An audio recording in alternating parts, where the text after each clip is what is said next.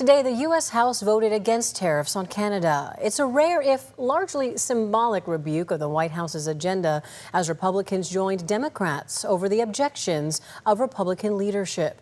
The resolution would end the national emergency President Trump declared to impose the tariffs. Northern California Republican Kevin Kiley was the only Republican in California to vote in favor of the resolution. The president posted on social media, quote, "Any Republican in the House or the Senate that votes against tariffs will seriously suffer the consequences come election time, and that includes primaries," end quote. Picture this. You're the President of the United States, sitting in the White House, and your party dominates both the House and the Senate. You've built this strong, loyal movement that's supposed to follow your lead without question. It's a simple arrangement. Loyalty for power. For a while, it worked perfectly. When Trump said jump, Republicans jumped. And when he called for a vote, they voted. They defended him on television. No holds barred. But then things started to shift at the worst possible time. Right for the House to be intervening in the middle of that at this really important time. So I'm disappointed in the vote, but the president has veto power, and there's not a 2/3 majority in both chambers to override the veto, so it's not going to change the policy in the end anyway. But I think this is a fruitless exercise and a pointless one, and I'm disappointed in it. Just imagine in February of 2026, while everyone was gearing up for what was supposed to be a united front to solidify Trump's agenda ahead of the midterms, Republicans began breaking away. It wasn't just one or two obscure members either. It was a noticeable number of them on various votes and issues. Take, for instance, a recent vote in the House where 3 Republicans crossed the aisle during a procedural move aimed at protecting Trump's tariffs from being challenged. It didn't go as planned for them. They teamed up with Democrats and shot down Speaker Mike Johnson's effort to safeguard the president's trade policies. 6 Republicans voted with House Democrats against the tariffs on Canada. And those members, if we can take a look, really span districts across the country. They do include some members who are not running for re-election. That includes Dan Newhouse of Washington State, also Don Bacon of Nebraska. And the vote included Thomas Massie of Kentucky, who has been a frequent Trump critic. Just days earlier, 6 Republican members decided to support a bill that aimed to completely end Trump's tariffs on Canada. They took a look at one of his major economic strategies and collectively said, "No, we're done with this." Interestingly enough, as all this unfolded, Trump took to social media to issue a warning. Any Republican in the House or Senate who voted against the tariffs, he insisted, would face serious consequences come election time, primaries included. It's honestly hard to believe he said that out loud. Before that vote even happened, President Trump sent a message to lawmakers saying any Republican in the House or the Senate that votes against tariffs will seriously suffer the consequences come election time. He went on to say in a separate post that Canada has taken advantage of the United States on trade for many years and that tariffs make a win for us easy. Republicans must keep it that way. It's honestly hard to believe that the Senate went ahead and passed a resolution to limit Trump's military power in Venezuela, and they did it against his wishes. On top of that, the House managed to get a bill through that extends Affordable Care Act subsidies. Again, not what he wanted. And let's not forget nearly 3 dozen Republicans decided to override his veto on a Colorado water bill. 3 dozen. This is wild when you think about it. The guy who demands absolute loyalty and has toppled political careers with just one tweet is now watching his own party tear his agenda apart right before the crucial votes. President Trump's tariffs on Canada. This comes after the House approved it in a vote of 219 to 211. 6 Republicans joined all but 1 House Democrat to pass this. It would end the national emergency that the president declared last year to justify imposing the 25% tariffs on Canadian imports. But even if the Senate agrees to the same measure, Trump still has the power to veto it. Trump declared last year to enforce those hefty 25% tariffs on Canadian imports. Even if the Senate goes along with it, Trump still holds the veto power. One Republican, Representative Dan Newhouse from Washington, expressed his disappointment over the vote, but emphasized that since there isn't a 2/3 majority in both chambers, it's unlikely to change the policy in the end. Newhouse, representing areas like Yakima in the Tri-Cities, explained he's focused on doing what benefits his district since Canada has significant trading ties there and many Canadian businesses create jobs locally. But very importantly, tomorrow tariffs 25% on Canada and 25% on Mexico, and that'll start. So they're going to have a tariff. So what they have to do is build their car plants, frankly, and other things in the United States, in which case they have no tariffs. In other words, you build, and this is exactly what Mr. Wei is doing, by building here. Otherwise, they'll build, if they did them in Taiwan, to send them here. What makes this entire situation even more striking is that it's not just about a single issue. This isn't merely one rebellious lawmaker casting a protest vote. What's happening spans multiple fronts: tariff rebellions, war powers disagreements, healthcare disputes, and veto override attempts. Trump is facing pushback across the board on every major policy area he's trying to promote. It's honestly hard to believe how things are unfolding right now. Congress is facing a significant hurdle, but the kicker is this barrier is coming from his own party members. The timing makes it all feel like sabotage. All these breaks are happening just before essential votes, right when decisions will be made that determine whether Trump's agenda sails ahead or crashes and burns. It's like someone yanking the rug out from under you just as you're about to walk on stage. The White House had everything lined up: plans, strategies, and all sorts of operations ready to push their agenda forward. Yet, here we are seeing their own members stroll into the chamber and vote against them. That's not just opposition. That's friendly fire.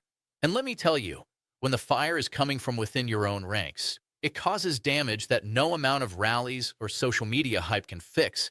It sends a message that Trump desperately tried to keep under wraps, that his grip on the Republican Party isn't as solid as he'd like everyone to believe.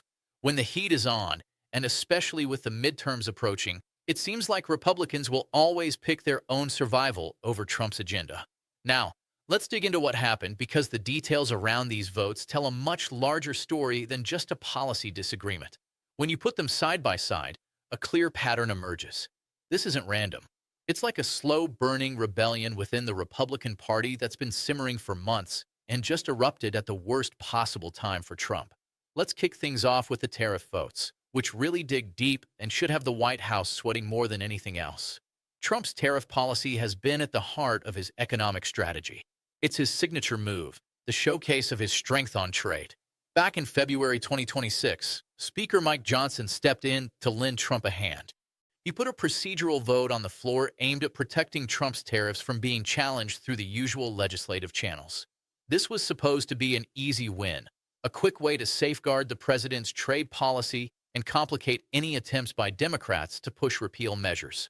Yet, here we are with 3 House Republicans voting the other way. It's interesting to see how some members of Trump's party have started to break ranks. Just 3 votes were all it took to join with Democrats and effectively kill one of his key economic policies. With the margins being so tight in the House, losing just a few Republicans can really spell disaster. These 3 didn't just quietly vote no. They made a clear decision to align with the opposition.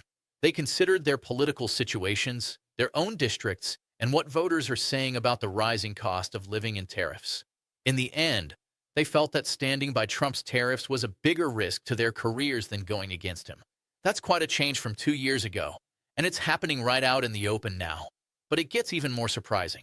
Days before that procedural vote, 6 House Republicans decided to go a step further. They supported a bill to completely eliminate Trump's tariffs on Canada, not just block a procedural maneuver, but actually end the tariffs. These 6 members of Trump's own party, with their names on record, publicly stated they do not back this key trade action against one of America's closest allies. While 6 votes might seem minor, in a House where the Republican majority is only a handful, it's like an earthquake. This shows that the White House can't rely on its own members to defend the president's signature policies anymore. Every future vote on tariffs is going to be tense, and it opens up a path for Democrats to pull enough Republicans to actually pass repeal measures. To make matters worse, Trump's standing on trade has taken another hit, especially after the Supreme Court invalidated his emergency tariffs. Global trading partners are noticing these shifts. They see Republicans distancing themselves from Trump on tariffs, leading them to doubt the credibility of his trade threats. This loss of leverage is really significant, and no amount of strong rhetoric can make up for it. Now, shifting our focus to foreign policy, the Senate has done something that's arguably even more important than these tariff defections. they passed a significant measure that stands out in the current political landscape. It's pretty striking how the Senate, which is under Republican control, just stepped up to tell Trump he can't just use military force in Venezuela whenever he feels like it. They passed a resolution that really put a limit on his power, requiring him to get approval from Congress before taking action. Despite Trump's objections and the White House pushing hard against it, enough Republicans teamed up with Democrats to get it through. This isn't just a disagreement over policy. It's the Senate asserting its own war powers against a president from their own party. It sends a clear message, not only to Trump, but to every foreign government watching that he can't just throw American forces into a conflict in South America without running into some serious pushback from Congress. Now, the Venezuela resolution is significant on its own, no doubt about that, but it also sets a precedent. It shows that Republican lawmakers are willing to restrain Trump's military authority when they think he's overstepping. If they're willing to do that regarding Venezuela, they might be open to doing it for other situations that could come up. This shift really changes how Trump can approach foreign policy. It means he can't just rely on the threat of military action as freely as before, and other countries are now aware that Congress could step in to block him. It definitely weakens that tough guy image he had on the world stage, especially when it's coming from his own party. And it doesn't stop there. The Republican-controlled House also went against Trump by passing a bill to extend the Affordable Care Act subsidies, which he wanted to let expire. Trump had hoped to use the end of those subsidies as a bargaining chip in a broader healthcare debate. But House Republicans, knowing how vital those subsidies are for their constituents and not wanting to deal with the fallout from angry phone calls or hostile town halls, decided to vote to extend them. They understand that telling voters their premiums are going up as part of a political strategy isn't a conversation that ends well for them. So they protected themselves. And in doing so, they handed Trump a significant defeat in healthcare that made headlines across the nation. It's pretty remarkable to see how a group of Republicans decided to override Trump's veto on a Colorado water bill. This doesn't happen every day, especially when it takes a two-thirds majority in both chambers to get it done. When so many members from the president's own party looked at his decision and said, "We don't care. We're going to do our own thing." That's a huge deal. More than 30 Republicans siding against Trump on this. It's not just a little crack. It's more like a good chunk of the wall falling off. And it gets even more interesting because this happened in the same week as other significant moves, including tariff defections and a rebuke on war powers. All while votes on healthcare were happening. It's hard not to see this as part of a bigger trend. The message here suggests Trump might be losing his grip on the party. Insiders and strategists have been talking in private, and it turns out the conversations are even more concerning for the White House than the public votes suggest. They're seeing Trump's coalition as fraying, but not entirely broken. Now, when political folks use the word fraying, it's a polite way of saying things are worse than they might openly admit. This means the threads are coming apart and the fabric is weakening. What's causing this fraying? It all comes down to the upcoming midterms. Every single Republican in the House will be on the ballot in 2026, and those in competitive districts are really crunching the numbers. They're paying close attention to Trump's approval ratings, the economic data, and how voters feel about tariffs and healthcare costs. They figured out that supporting Trump's less popular plans could lead to losing their seats. It's a straightforward calculation driving their decisions. It's not about ideology or principles. It's about survival.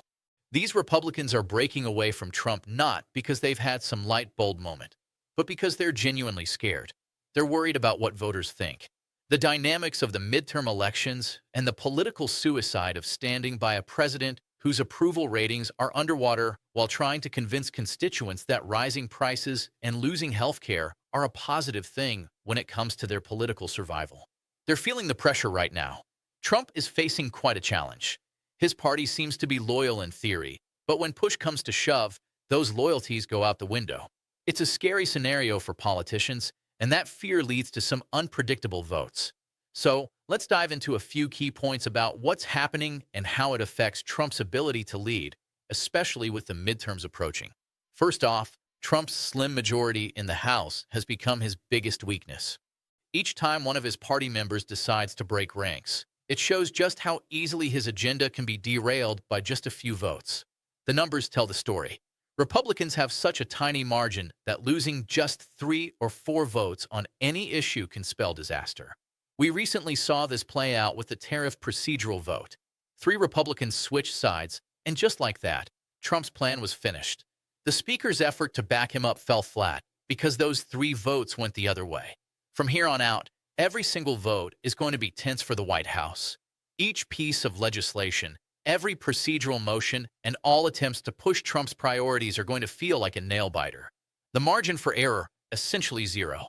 The members who are most likely to defect are often in competitive swing districts, which makes them far more likely to go against Trump as the midterms draw closer. They're the ones feeling the heat from voters angry about prices, health care, and tariffs. Their polling shows they're in close races, and they know that a single vote that ties them too closely to an unpopular Trump policy could cost them their seat.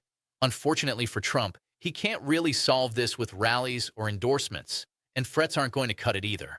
These members are more scared of their constituents than they are of him. This shift from fear of the president to fear of the voters is incredibly dangerous for any president's legislative agenda, and it's happening right now. On another note, the defections during the tariff vote, along with the recent Supreme Court ruling, have pretty much undermined Trump's trade leverage. It's hard to see a clear way for him to rebuild that power. Remember just a few months back when Trump had sweeping emergency tariffs in place along with the threat of escalation as part of his negotiating tactic? Those days seem to be slipping away. It's honestly hard to believe how quickly things have changed for Trump and his trade strategy. Countries were actually engaging with him because they thought he would stick to his trade threats. But now the Supreme Court has nullified his emergency tariffs and his backup plan. Well, it's nothing to write home about. He's got a 10% tariff that's set to expire in 150 days. To make matters worse, even members of his own party are voting to end his tariffs on Canada and are blocking measures meant to preserve what little trade authority he has left. That's 3 big problems all at once. His emergency powers are gone. The clock is ticking on that weak backup plan, and Congress is actively working to strip away whatever remains. What was supposed to be his trade leverage, the very thing that convinced countries to negotiate with him, that promised to bring manufacturing jobs back and defined his economic identity, is crumbling from all sides. Without new legislation passed by Congress, which seems unlikely since his party just turned against him on tariffs, he can't rebuild that leverage. It's obvious foreign governments, American businesses, and the market are all watching this unfold. The days when Trump could shift global trade with just a phone call and a signature are behind him. And ironically, his own party played a role in bringing that to an end. Then there's the Senate's recent vote on war powers regarding Venezuela, which is a far bigger deal than most folks realize. It sets a precedent that curbs Trump's ability to act alone on military issues moving forward. When the Senate passes a resolution to limit a president's military authority, it's not just for show. It's a clear constitutional assertion of power. It's saying, we decide when and where American troops go to war, not you. The fact that a number of Republicans teamed up with Democrats to get this resolution passed suggests that Trump can't rely on his party for support if he tries to force military action without Congress on his side. That changes the entire game when it comes to how he'll deal with foreign policy crises. He can't easily bluff with military threats anymore. Adversaries know that Congress might step in to block him, and allies are now less certain about his commitment to security. So come next time there's a situation brewing, whether it's Venezuela or somewhere else, Trump will have to go through Congress first, or he risks a much bigger political battle on top of whatever military crisis he's trying to navigate. This war powers vote was more than just about Venezuela. It was about drawing a line in the sand.